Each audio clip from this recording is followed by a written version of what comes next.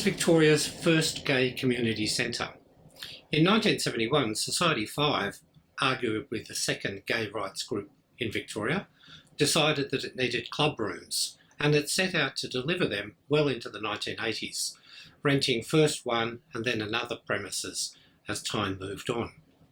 But the real breakthrough moment came through in 1979, when John Willis decided to establish what he called The Hub. The two-storey building was bought in 1979 by John, who was a pastor of Christ Community Church, a church with a particular outreach to the gay community. But he wanted it to be more than a centre for the congregation. It was to be a community centre where gay groups could gather and meet. Amongst the tenants was the Australian Gay Archives, as it was then called, which slowly expanded from 1 to 2 rooms as the collection expanded, and it held its open nights there on Thursdays for many years. There was a Gay Alcoholics Anonymous group that met there, and Dr. Rex Melville held weekly consultations.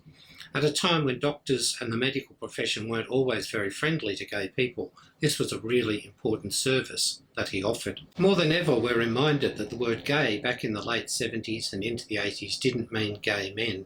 The Gay Community Centre at the Hub housed a number of different organisations. There was a lesbian group, for example. Records are hazy, memories even more so, but it seems that there was a trans group that met there, maybe Seahorse, maybe the Elaine Barry Project. There were great hopes for the Hub. There were many references to the Los Angeles Gay Community Services Centre, which had a paid staff of 85 people at this point. The Hub never reached those levels, but people were ambitious early on, hoping that from this small acorn, a mighty oak might grow.